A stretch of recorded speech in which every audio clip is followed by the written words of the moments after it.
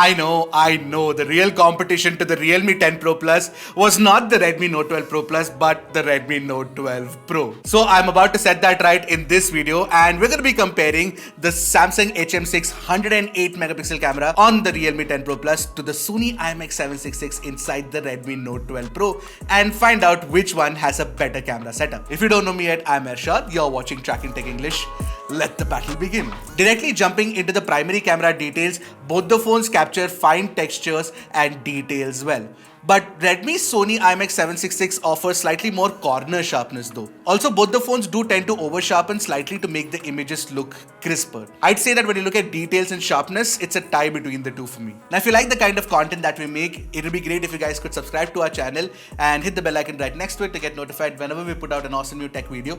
Also, if you do like and comment on this video, the YouTube algorithm will push it to more viewers who want to watch this specific video. But when it comes to color reproduction, it's off on both the phones mostly. In the first picture, Realme gets the green of the Java bike wrong, but the red of the Apache right. It is exactly the opposite for Redmi though. In the second image, however, Redmi oversaturates the yellows and the reds a lot. I'm sure the kindergarten kids at that school would love these colors though. However, HDR tuning is better on Redmi. Redmi's algorithm does a very good job of controlling the highlights with multi-stacking. Realme tends to overblow things slightly. And the problem with Realme is that it picks up the saturation on the blues and the greens in HDR shots always, and it doesn't look good at all. Redmi clearly wins the HDR round for me. Now, moving to shooting pictures of friends and family, Redmi and Realme offer the same level of details. However, the slightly warm facial tones look very pleasing to the eye on the Redmi Note 12 Pro. Plus, the overall image has been exposed well with the right colors too.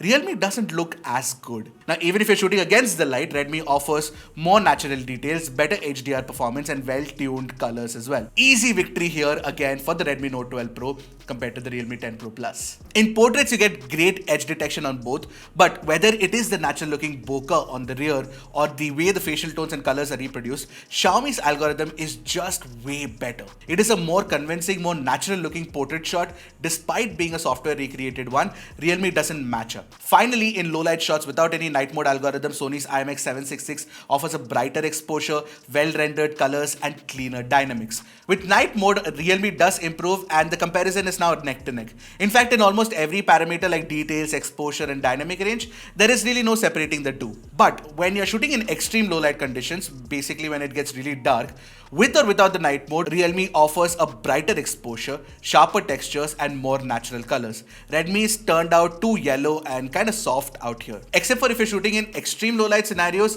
Redmi Note 12 Pro's primary camera would be my choice over Realme 10 Pro Pluses. Now, both the phones offer an 8 megapixel ultra-wide angle camera as well, but Redmi is tuned better. Our first sample shows sharper textures and superior dynamic range with well-controlled highlights and far lesser noise in the shadows as well. As for color sense consistency with the primary camera, both get it wrong. There is definitely room for improvement. In low light, Realme's algorithm has better night mode pictures for ultra-wide angle camera. In the 2 megapixel macro camera battle, Redmi beats Realme. The samples are up on your screen for proof. You can tell for yourself that Redmi's macro looks better. If you guys remember, the selfies weren't great on the Redmi Note 12 Pro Plus, and that's true for the Redmi Note 12 Pro as well. By the way, if you haven't watched the Redmi Note 12 Pro Plus camera comparison, a link should pop up right now. Go ahead and watch it first. Now, when you look at the selfie samples on the Redmi and the Realme, sharpness levels are identical on both the phones, but unlike the primary camera, the face tones are warmer and more pleasing on Realme.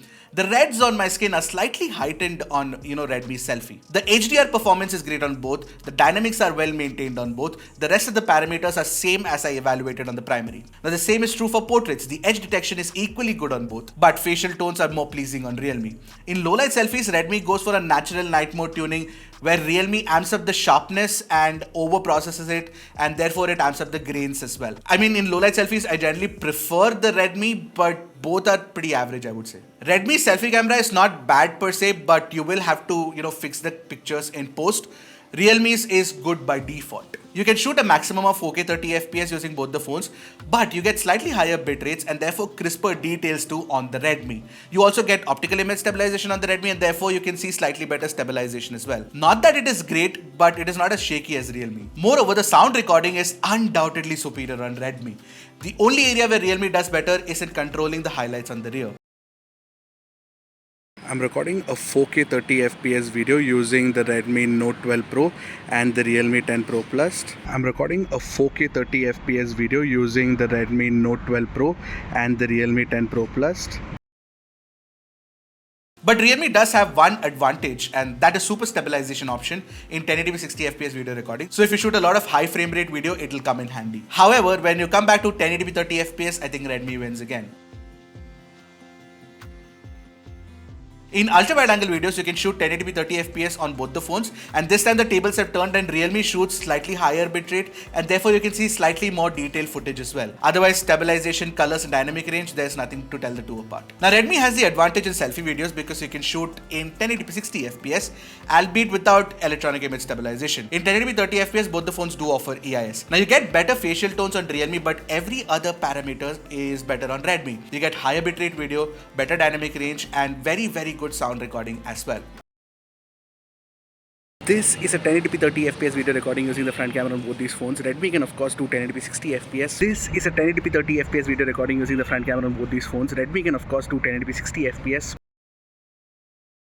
So all things considered, the Redmi Note 12 Pro is better compared to the Realme 10 Pro Plus when it comes to overall camera performance. I mean, both the phones are available under Rs 25,000 right now, and when it comes to camera performance, both of them have their own pros and cons. However, if I had to pick one phone for shooting pictures, it would be the Redmi Note 12 Pro. Now, if you preferred Realme over Redmi, do let me know in the comment section below. We can have a civil discussion out there and also elaborate your points. It'll be great fun to have a conversation down there. So if you guys liked this video, which took a lot of effort to make, don't forget to subscribe to Trakin Tech English. And of course, see you guys in the next one. Keep tracking and stay safe.